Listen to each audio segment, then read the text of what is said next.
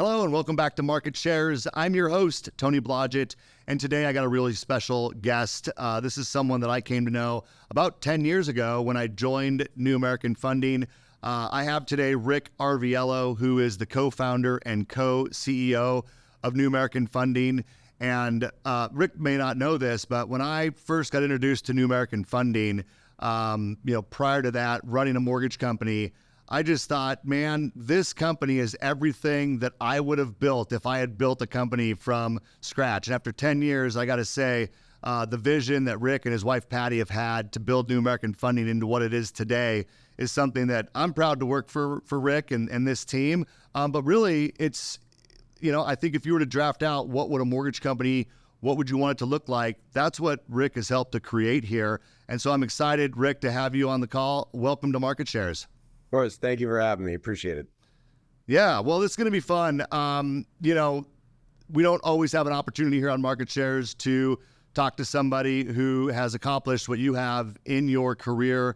And, I look at the journey that New American Funding's been on for the last 20 years. And big kudos to you and Patty and the whole team, at New American Funding for what we've created. There's been a lot of ups and downs in the market. We're going through some challenging times right now, but, we've navigated those so well. And I think a lot of the decisions that you made early on and along that journey have helped set New American Funding up to be, in the position it's in today, which is growing and doing better than a lot of other mortgage companies. So I'm going to get into some of those decisions that you made early on in this journey as we go through this conversation. Some I've heard you touch on before, obviously, because we've worked together for a number of years, but I think will serve our audience very well. But I kind of wanted to start with just kind of a general question about the mortgage industry. Just how are you feeling about the mortgage industry in general? It's a pretty open-ended question, so you can take that where you want. But how are you feeling about things, as far as the mortgage industry as a whole? Well, I think it's a great industry. Obviously, we all do, or we wouldn't be devoting so much of our time and passion in doing it. And you've got these cleansings that occur, it seems, every 5 to 10 years. And I think they're healthy for the market. They're not fun. It's a lot more fun when rates are going down. You can help more people and help save the money. It's a real feel-good position to be in, be able to put them into homes, which is still the number one way to create wealth in America. So that's the real feel-good part of the job. But then when interest rates rise, there's more stresses, obviously. Volumes drop, margins drop. I mean, everything goes the opposite direction. But I think it's good because there creates somewhat of a cleansing in the industry. I think that when times are good, a lot of people get into the industry just to try to take advantage of the low-hanging fruit. And when things start to turn around, you're left with more of the consummate professionals, the ones that are in it for the long haul, that have prepared their personal lives to deal with the ebbs and flows of the economics of this industry, and are really there to serve the people that we serve and help them put them into homes, which is that's our goal. Yeah. No, I agree with that 100%. I'm going to jump around on my questions here because this is, I think, relevant to what you just said. How confident are you, or are you confident at all, that we're going to see some version of a refinance cycle here in the next 12 months? I'm very confident. I'm extremely confident. I think that the Fed is going to have no choice but to start cutting. I think that, everyone looks at the 10-year. The 10-year really has nothing to do with mortgage rates. It's mortgage-backed securities. It's the spread between the longer duration bonds and mortgage-backed securities. All these things have been out of whack for a couple of years. They're going to normalize. Spreads are going to come down. Rates are going to have to come down. A lot of the people that buy the longer term bonds, when they feel like those interest returns are going to go down, they're going to jump in, right? They're going to try to solidify those rates that they feel are going to come down. I think that rates are going to drop. Probably most certainly into the fives. We could see fours. I don't think we're going to see twos and threes. I mean, let's face it, COVID was a black swan Yeah. event that brought rates to near zero. I don't see that happening. It could. There could be events around the world that influence that, but I think fours and fives, and if you think historically, my God, you get an interest rate with a four handle or five handle, that's pretty good, you know? So I think that, the upside of the pain we've gone through in the last couple of years with interest rates rising is, if you think about it, the world got refinanced into the twos and threes, right? A lot of those people they're not going to have any reason to touch those loans forever. So you need to create opportunities, and those opportunities come from rising rates and people, being put in loans in the sixes and sevens, that now we're able to help bring the cost of owning a home down through refinances as rates go down into the fours and fives. And you get about 5 million transactions a year. And we've had a couple of years now of interest rates that are higher. So that's 10 million people that we can potentially help. And if you didn't have that rise, you wouldn't have that. You wouldn't have that bubble of opportunity for refinances. And you also have a cleansing in the industry. I've heard estimates as much as 30% of industry participants are now out of the industry. So when things do normalize, when those rate and term opportunities start to show up again, there's going to be less practitioners to do those loans, which are going to, mean more business for those who have had the staying power to hang in over the last couple of more difficult years. Yeah. You brought up a really good point there at the beginning that I think a lot of people forget about, and myself included sometimes, is you have been watching the 10-year, right? I think we all kind of keep an eye on it. It's 415 or 417 today as we have this conversation.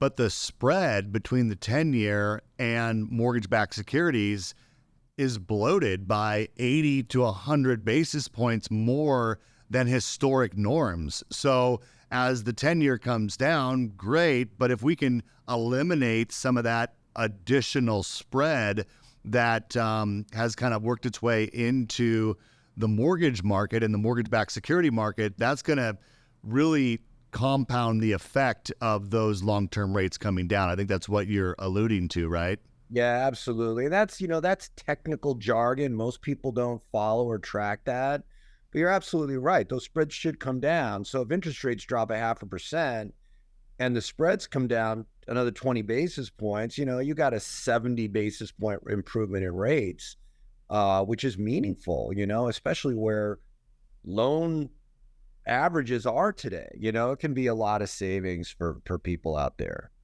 Yeah, no, I agree. And I too am optimistic. I think the Fed starts cutting here in September. That's pretty much a foregone conclusion.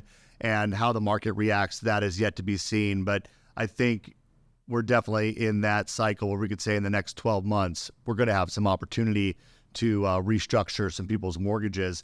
This brings me to a question I wanted to ask you, because New American Funding started its life as a call center. And, I'm a retail guy. When I joined New American Funding 10 years ago, I had nothing to do with the call center. Matter of fact, I kind of was scratching my head like, am I going to go work for a company that, is primarily a call center? Like, that's interesting. And obviously our focus, in the world that I operate within New American Funding, our retail division, I kind of forget about the call center, to be honest with you. Sometimes I think that, the success that you had in that early on helped position the company to be able to really launch into retail in the way that you did. Also helped you be able to retain servicing. I'm going to talk about that in a minute. But this idea of we've been in a cycle now for a couple years with very, very little refinance business, but yet I see the numbers for the call center and they've been really strong. Can you speak to what changes that you guys have made in order to maintain such a prolific call center in a market that typically call centers don't do well at all? Yeah, well, I think a lot of that has to do with just our tenure, right? I mean, we started as a call center way back in 2003. So we've been doing it a long time. And, and you learn a lot, and in call center world, it's all about the lead buys. The reason the call centers take it on the chin when rates are going up is there's less leads out there. So the leads become more expensive and they become less, you have less opportunity to convert them and make money. It was the motivation for starting outside distributed retail. In my life, I look at trends and I look at hedging. And I think that that's probably the two most important disciplines to say focus on as, the owner of a larger IMB. From a trends perspective, I try to look at borrower behavior and changes over time. And the trends that are undeniable is that more and more consumers are starting their journey online, right? That's just a fact, and nobody can dispute it. So I see being able to tap into that stream of business through acquiring leads as just being a cornerstone of any mortgage business.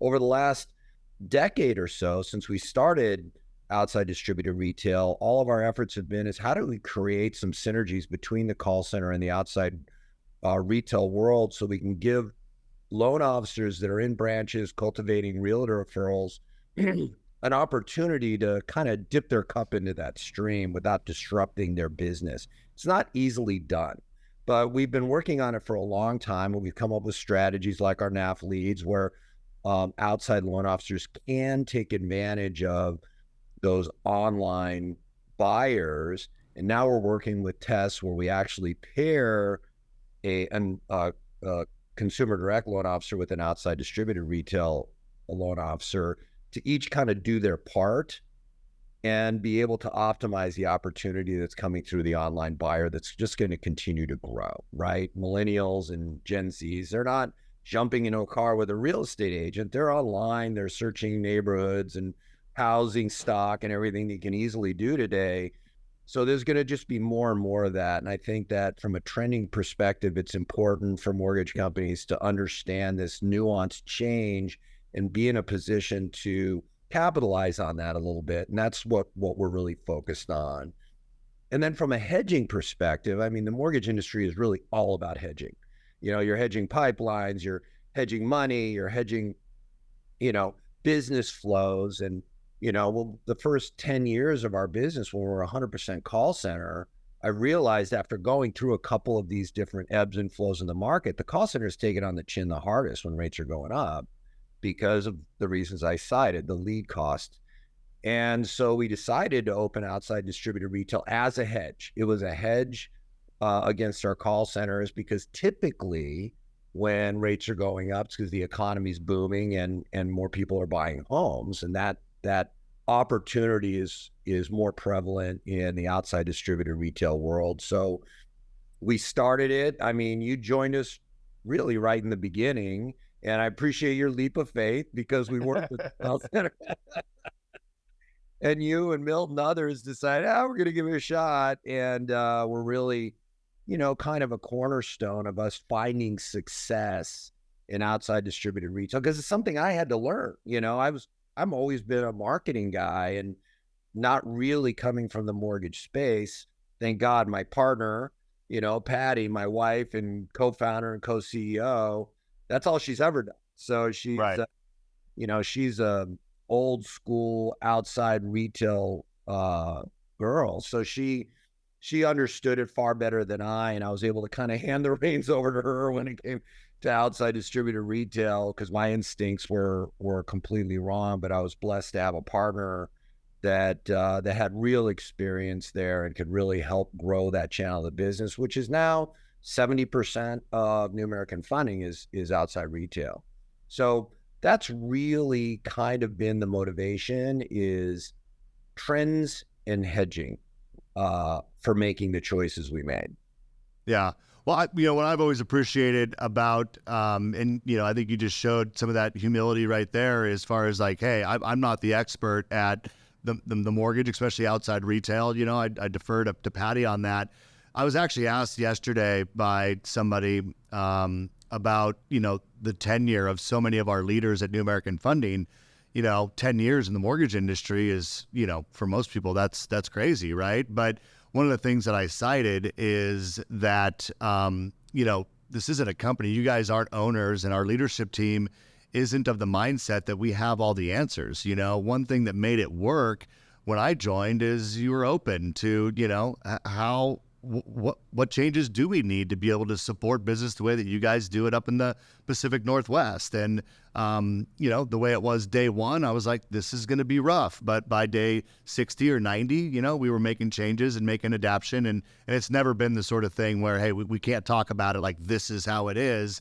You guys have always been very open to ideas. And if they make sense, you're a very fair guy. And, and we worked through it. And so I really appreciated that. And I think that's what's kind of helped that growth in retail. Before I move off of the call center, though, was there anything specific, out of curiosity, that you guys did to capture more purchase business? Because it's always been, people think of call centers as a refinance kind of shop, and that's part of the reason why I would imagine it takes the hit when rates go up. But did you change anything about processes, or did you just buy purchase leads and hope that they were able to convert them? Yeah, I mean, that's basically the way it starts, right? You want to buy what's available to buy, and you want to make sure you can convert them economically and hopefully make profit. And then you just have to be purposeful, and you've got to have the data analytics team in place to really be able to mine through what you're doing and try different things. You have to stay committed to it. We opened our purchase channel back in 2016. So we've been at it for a while now. And, it's just like when we got into retail, we made every mistake you can make in the beginning, because I tried to, fold retail into our call center operations. I figured we'd be more efficient that way. And it was a disaster, right? Because call center operations is different than outside distributed retail operations. So you just have to keep your ear to the ground and make sure that you're not saying, no, this is the only way to do it. We're going to do it my way. You really have to be open to, bringing in the suggestions and advice of great leaders. And I think if we're successful at anything, it's finding great leaders. What you need in the Pacific Northwest is totally different than what's needed in Georgia, or the Midwest. And when we find great leaders that have real experience of what's needed in their market, like you in the Northwest, I'd be a fool not to heed your advice and listen to what's needed. And that's always just been a really good recipe for us. But getting back to the purchase call center, again, being mindful that the trends suggested that, you're going to get more and more borrowers and buyers willing to stay in a call center environment to purchase their home. That's been a true statement. It's getting better and better and better. And then really in our world, it's about lead buys. There's no world more wrought with, I don't want to say bad actors. It's an opportunistic field. And you get people get into the lead creation world, and they're just trying to monetize it the best they can, and you'll get put together. I mean, if you're buying leads out there and you're not really focused on early indicators, because they'll sell you the best leads they got to get you hooked, you buy more, and then they give you the crap, and then they sell the best leads to somebody else. And it's the world. And that's why a lot of people, I think, kind of fail at it, because they don't have focus on those early indicators to show you, okay, these are the convertible leads. We have a metric that we use at New American Funding called the agent experience, the loan officer experience, because I can buy dollar leads out there and just shove them at people and say, good luck. And they might even work economically for me because I'm paying $1, but the loan officers, they get beat up. So we're constantly saying, okay, we'll pay a little more for these leads. We'll supplement it with those leads. We want to make sure that the LO experience is acceptable for their lives. I mean, they have to make a living too. And then we have to really keep our lead providers honest. And we do that by monitoring absolutely everything. Call center is probably the hardest model to get good at, because It's like spinning plates, you know, you got to get all these plates spinning. You can't let one drop. You can't take your eye off any ball because transfer rates will go down or credit pulls will go down or, pals, all these things can change and affect the value of that lead and what you're paying for it. And then you just wind up losing money. So, over the last, call it 8 years, we separate the call center. So I have call center LOs that just do purchase and call center LOs just do refi, and they don't mix because they're different. It's a different sell. It's a different approach to the business.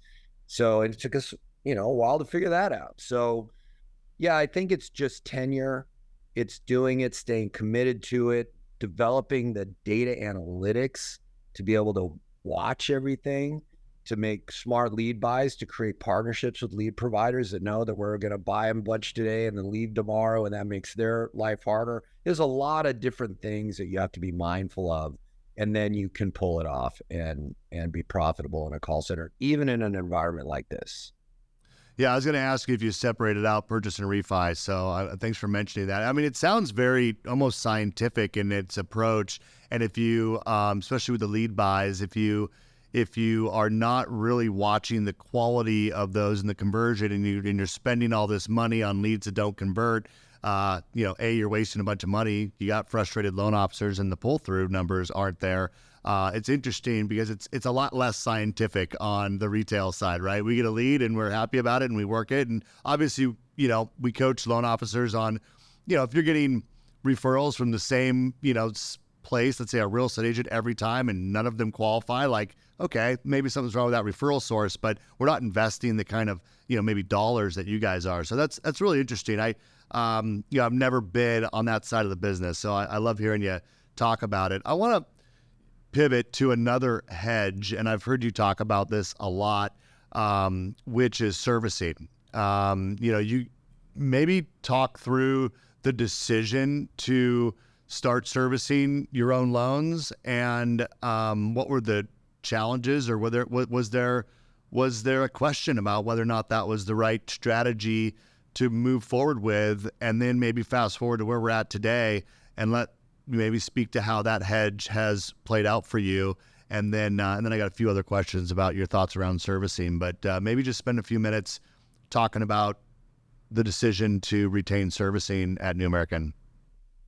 Well, really the motivation to begin with was when I came into this industry. Remember, I came from a completely different industry. So when I came into this industry, the one thing that I was surprised by is how transient consumers are.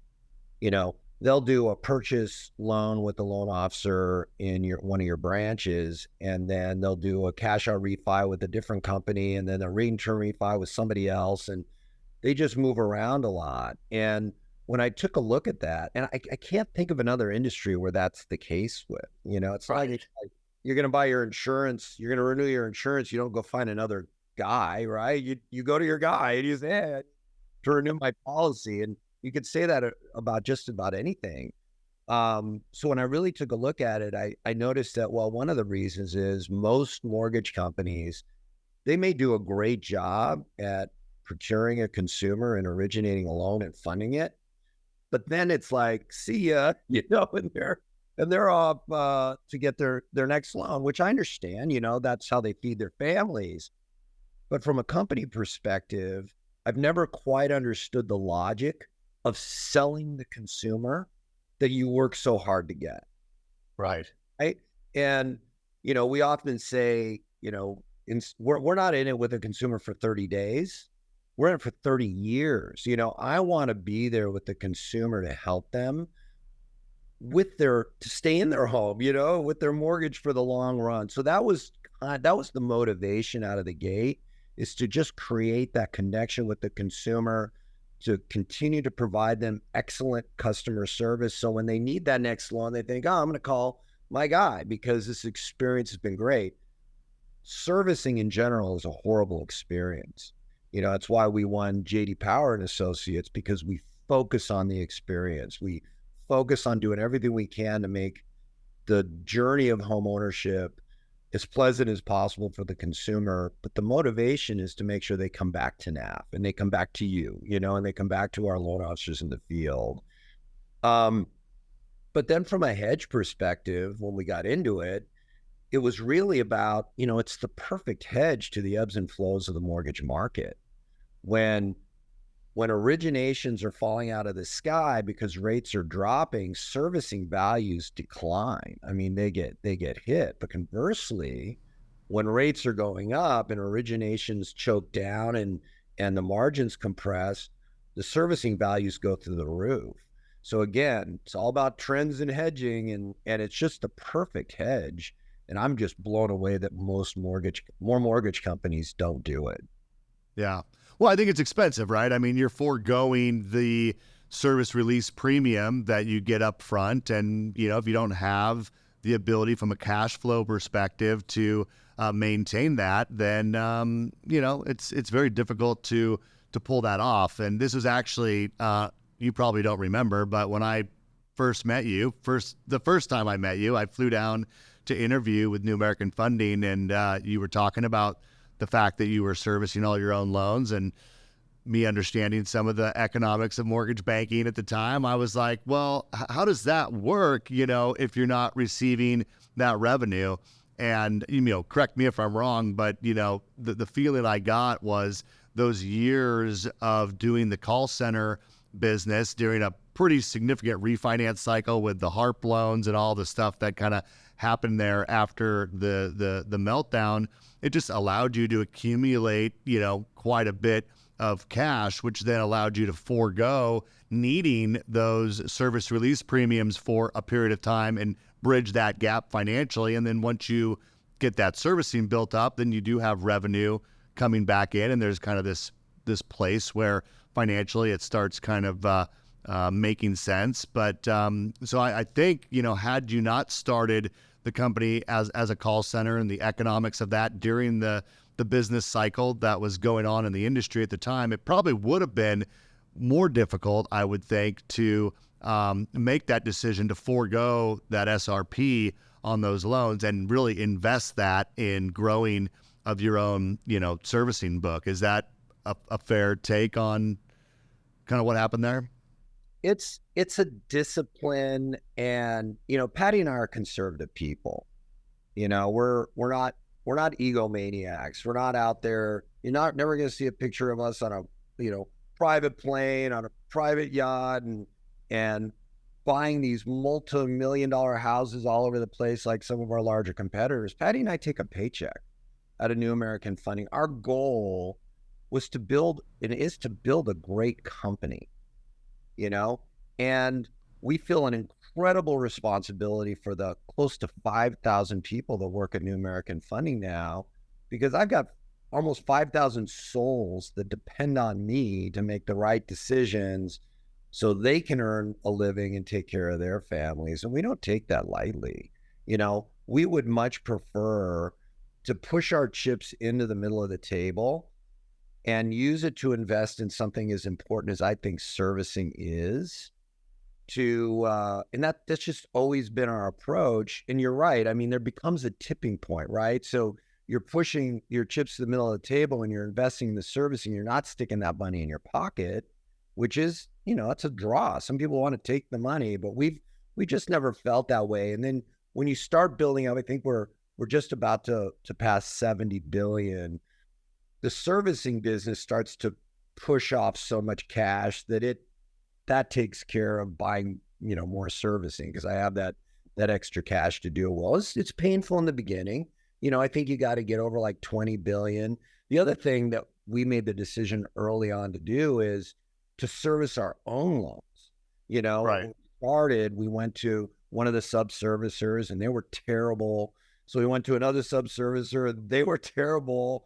And we looked at each other, me, Patty, and Christy, and said, nobody's going to make us happy. We're going to have to rip the Band-Aid and just stand it up on our own. And it was daunting, and we didn't have enough volume at that point to make it economical.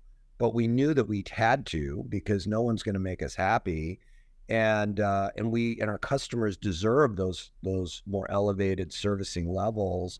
So we made the harder decision. We stuck with it, and now our volumes are big enough to where that's just not an issue anymore. But you just got to get through that point. Yeah. Well, I think it takes a lot of foresight. I think a lot of people in the mortgage industry, a lot of leaders in the mortgage industry, unfortunately, think shorter term than I think you did, and I think it takes a long-term vision. It's one thing I've always appreciated of you as the CEO, co-CEO now with Patty is, the definition, in my opinion, of a CEO is the person who drives the vision of an organization. And you've always really embodied that role, from your vision towards, this being one example, but with technology and all the other things that, the trends in this industry. So, I think you deserve a lot of credit for making those tough decisions when you did. And I'm thankful because I know that we would be having a different experience if we didn't have the large servicing portfolio we have right now. And we're not the only company that's in a better position because of that, but we're one of the few. And so many have chosen to sell that off during difficult times or do whatever. And so, I think it gives everybody around you and everyone here at New American Funding this sense of security, and that was tough decisions early on, that led to that. So I appreciate you talking through that. Now, before I move on from servicing, there's the obvious concern, as we talk about the next refinance cycle, that, there's a lot of loans that we've written over the last couple of years at these elevated interest rates.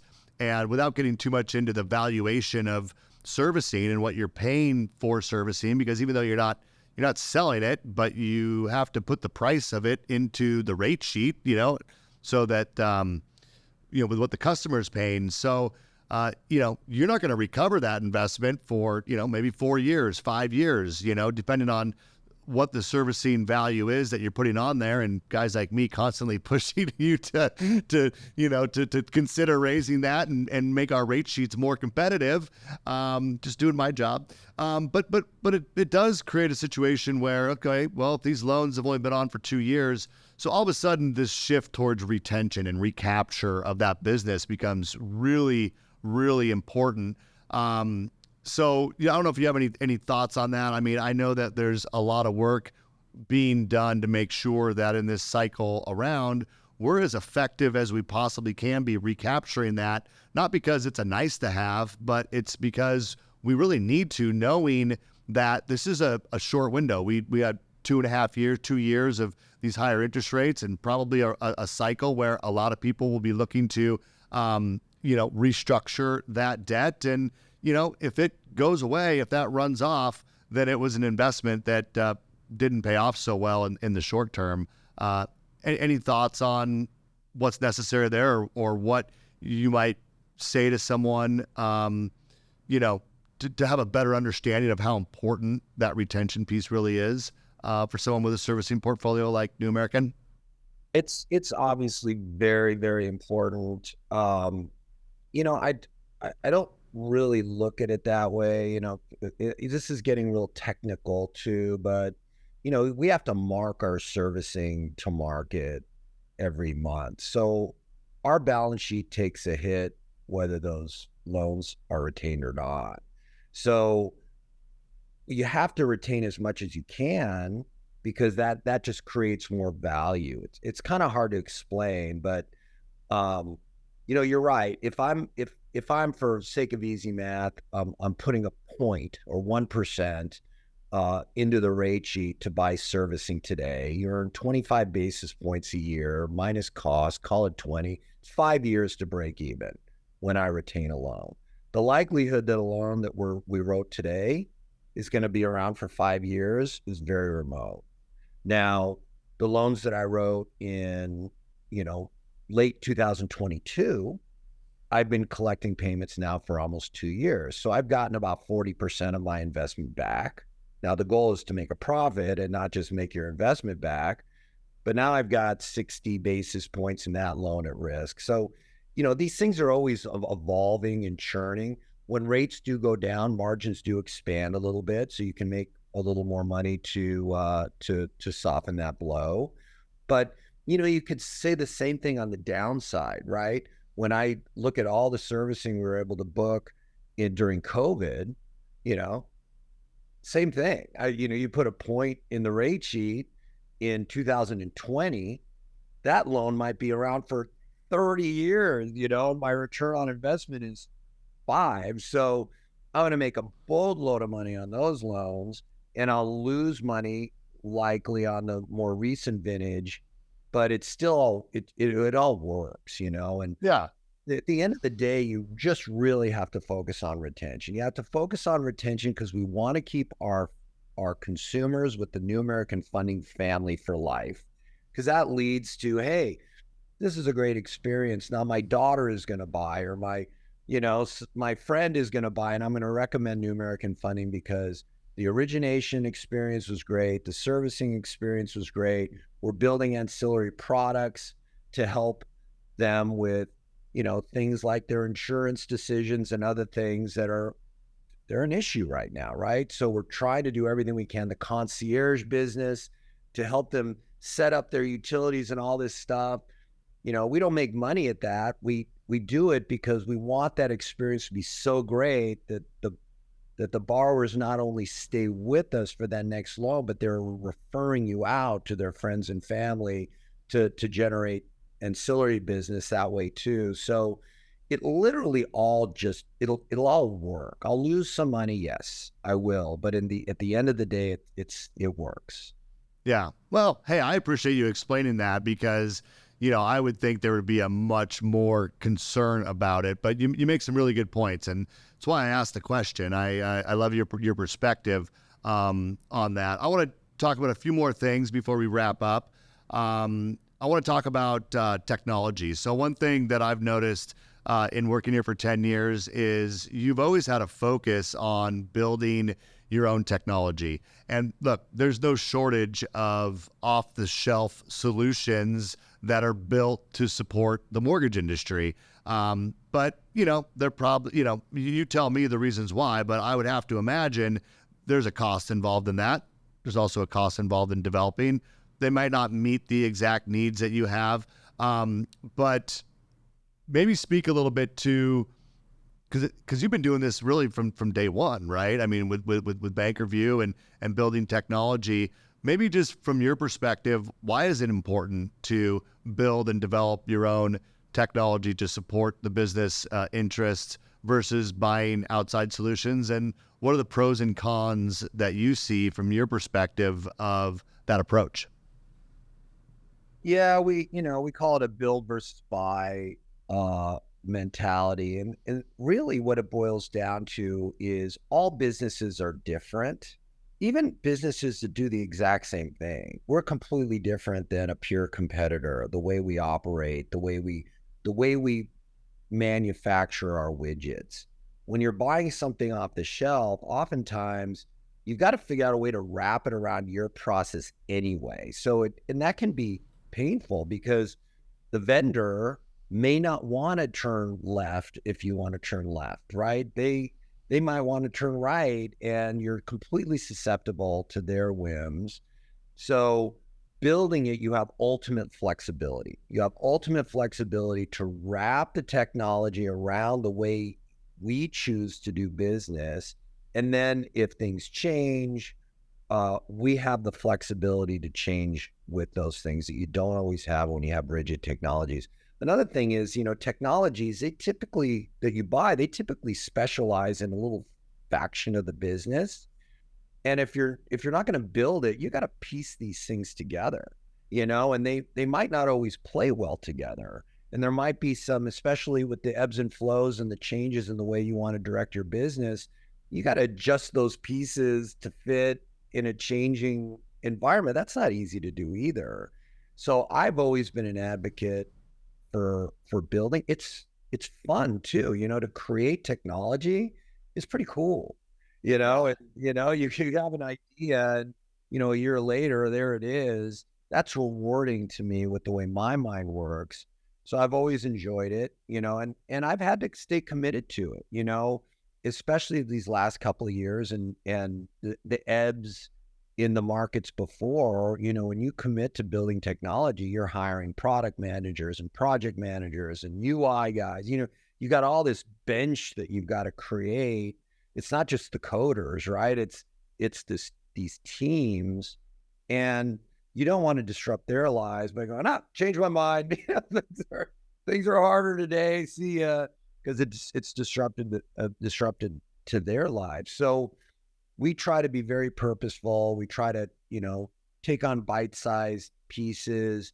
In the world we just came through over COVID, it became extraordinarily challenging because all the tech companies were flush with cash, and they were, stealing tech people from everyone else. And, that's painful when you're building tech because, it's not like you hire a guy and you sit him down and say code. They gotta get familiar with the tech stack, and it can be a 90-day turn. These guys aren't cheap, right? And then somebody comes along in 90 days and offers them a few extra bucks, and they say, "See ya," and you're like, "Shit, I got to start over." So we made the decision to open a company in India. We've done some of the outsourced thing, but again, they're not NAF employees, so they're not indoctrinated to our culture. They don't really understand our business. They just understand they're a hired gun. So we made the decision during this slowdown to open a company in India, incorporate, hire new American funding employees over there, because you just get more economies of scale, right? When you're dealing with the Indian programmers. In our case, we chose India. And what's fun and interesting is they care just as much about culture as we do here in the United States. So that's been kind of interesting and fun to, expand our NAF family overseas and to have people that love and the NAF story and the NAF culture, and they're ingrained, and my dollars go farther there. So my commitment is to continue to build our tech for better or for worse, right? I mean, we've talked about it a lot. Sometimes Sure. thought that in the beginning, it might be a little better than what we built, but our commitment is to continually improve it, to continually wrap it around our business as things inevitably change, and hopefully build some world-class stuff that we're proud of and that our associates are proud of. Yeah. Well, I think when a lot of people talk about outsourcing or, that they have support overseas, they're usually referring to outsourcing, right? Versus what you guys did, which is truly open NAF India, NAF employees. And I got to tell you, I was, when I first heard about it, I didn't know what to think about that. I'm like, that's an interesting approach. But having some of the leadership team that has, come over to some of our leadership meetings, and you meet them and you hear their passion for what they're doing, and then you see some of the photos and videos of the culture over there, and you're like, oh my gosh, like it truly is an embodiment of New American Funding, at this company in India, which you guys opened and run. It gives you a different perspective on what's possible. I think when some people hear that we have operations in India, they do think maybe it's just outsourced, and then they think, oh, that's like our customer service department or something. And it's like, no, these are, actual programmers and engineers that are building our technology. We don't have, offshore support when it comes to our customer service. And I know some companies have leveraged strategies like that to save money in operations, right? I mean, there's probably some quality control and some things like that are done there. But some companies I'm aware of have completely outsourced, like you want to call an underwriter, you're calling someone, in India, and it's not part of their company. It's a third party. It's an outsourced type relationship. So this is very different. And I think it is unique, Rick, and it's really cool what you've been able to create. And then to talk to the employees, like Christy and Kevin and those that have visited over there and the experience they had. It's pretty cool, and I think definitely out of the box thinking on your part. So yeah, it's cool. Great people. I think we have 250 employees over there. We still have, a lot of tech onshore. I think Right. Acceptable ratio of onshore to offshore that we're trying to match up to. We do have some, I wouldn't call them operations, they're more back office, nothing consumer facing, because that's where I think you get a little bit of a disconnect when you're doing more of the consumer facing, because just culturally they're not like people that live in the USA, but they certainly are capable at, checking boxes and organizing things and doing stuff that's not consumer facing. But all that's worked out exceptionally well. And I know a lot of our people have flown over there. A lot of their people have flown over here, and we always get treated so well when we get over there. It's actually fun and exciting for everyone to have that kind of nuanced difference in their daily work lives. To have those types of experiences are great. So the last thing I want to touch on is the focus that New American Funding has had, really from the beginning, on serving underserved markets, serving diverse and hiring diverse community, diverse employees and lending, and trying to really grow the support that we have as an organization in mortgage lending to that Latino, Hispanic, Black community. And, kind of what led to that being a focus for the organization, and what has it meant to the company, and, I guess, what does it mean to you and to Patty as far as, a direction for New American Funding in a way that, is identified as, hey, this is something that's important to us. I mean, it's part of our core values. It's something that is meaningful. And I think we've really moved the needle as it relates to serving underserved markets. So I just want to touch on that really quick. Like what led to that? What has it meant to you and the organization? And I read an interesting stat, which I don't know if this is 100% accurate, but I had read that it was either 2030 or 2035, that 70% of new originations will be Hispanic or Latino borrowers. 70%. I mean, that seemed like a pretty significant number to me. So was it a forecasting of kind of what was to come that led to that, or? Well, I mean, yeah, I remember I'm the trend and hedge guy, right? And you can't ignore the trends. And the trends are that these bubbles of population are going to continue to grow. So it's not just good business, it's smart business. But I think really the push is led by Patty. Patty's Mexican. She's Mexican, and she's passionate about her culture, and she's passionate about helping. And when you think about, and I'm not going to get on a political or philosophical soapbox, but when you think about the disparities in our country, most are caused by the disparity in home ownership. Yeah. I mean, that's a fact. The number one way to build wealth in America is through home ownership. That is a fact. And our minority borrowers were held out of home ownership for decades in this country. And so it's not only good business, but it's the right thing to do. As an American, as someone who cares deeply about the people that I live with in this country, is we want to do our part just to try to even that playing field a little bit. And it's not like we've got these grand plans, we have to do X, Y, and Z. In our board meetings, it's basically the 13% of the population of America is Black. 13% of the lending that New American does should be to Black home buyers. And 13% of our staff should be Black, not because of some affirmative action, we want to check a box thing. It's when it comes to home ownership, it's cultural.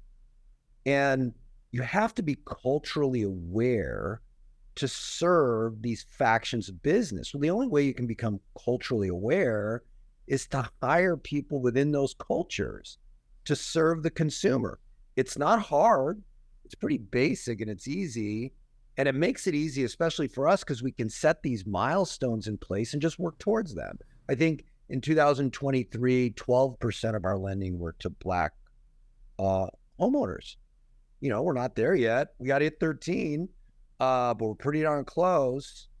And if everybody did that, if every lender just did that, you got these major banks like 4%. So it's not going to make the difference that's needed. So if everybody just focused on trying to raise their lending in line with the percentage of the population, I think the problem would get close to getting solved. But and some are. You got to tip your hat to the IMBs. It's really the independent mortgage bankers that are making a difference, and it's important, and it's important to us. It's important to Patty. She really focuses on it. Clearly it's easy for her to move the needle when it comes to Latino lending because she's Latina.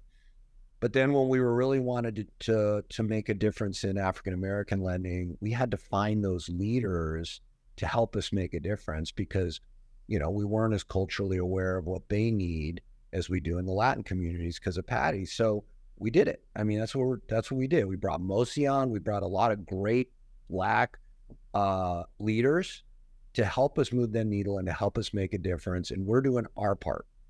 And we feel good about it because it's the right thing to do. And it's a smart thing to do because, like you mentioned, that's where the business is going. Yeah. Those numbers are staggering. Yeah. Mose Gatling, she's amazing. I've always appreciated that about, New American Funding and our focus. And it was more than that. I mean, I think about leadership summits that I've been to where, we've had, because there's a lot of talk about, DEI and diversity and inclusion and this stuff.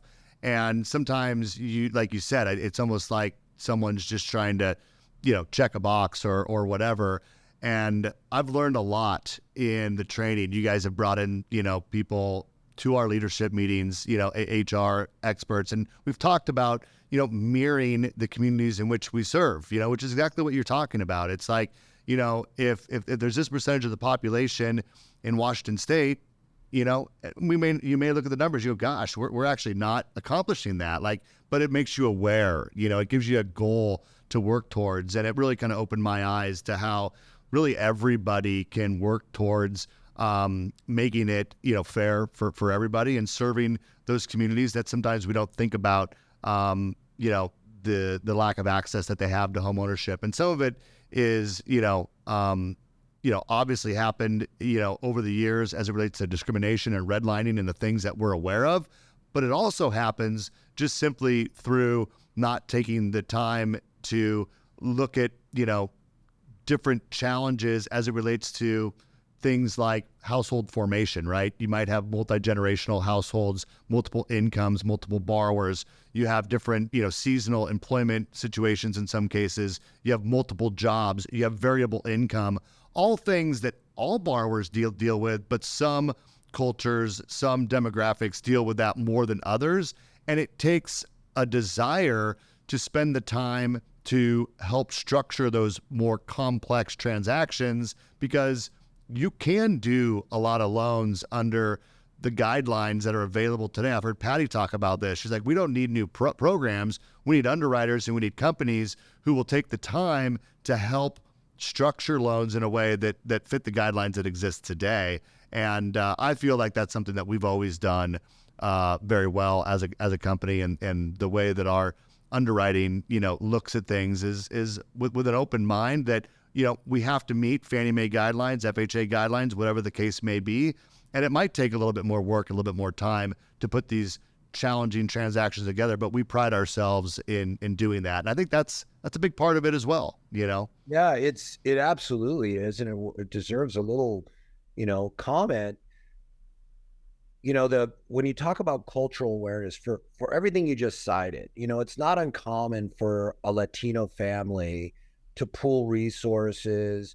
If there's a shortfall at the end of the month, they'll, wash cars on the, they just do things that are culturally different. And those differences don't fit in a DU box.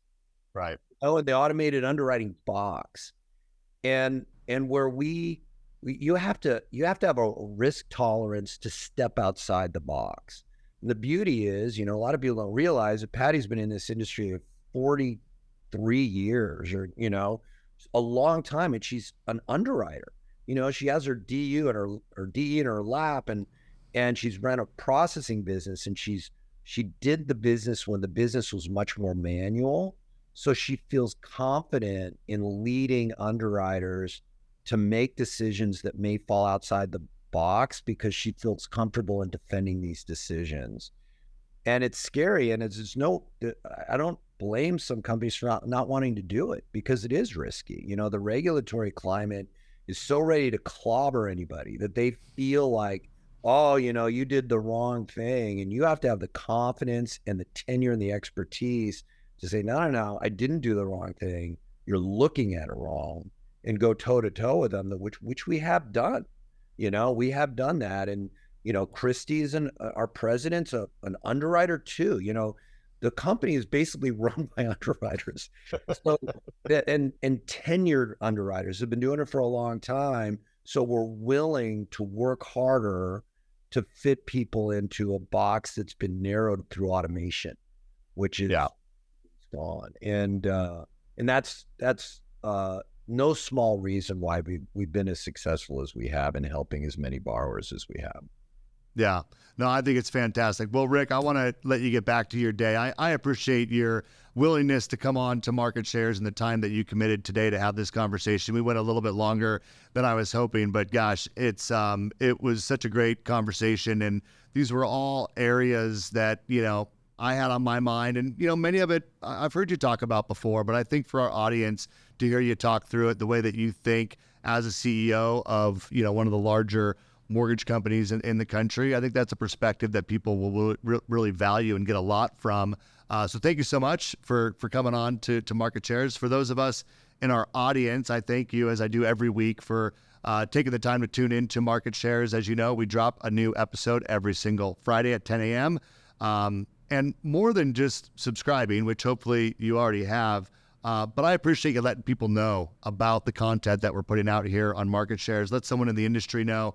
That's what's going to help us grow, get our name out there, and share these stories and conversations like the one we had here with Rick with more people. So thank you so much, Rick. Enjoy the rest of your afternoon, and take care. See you next time.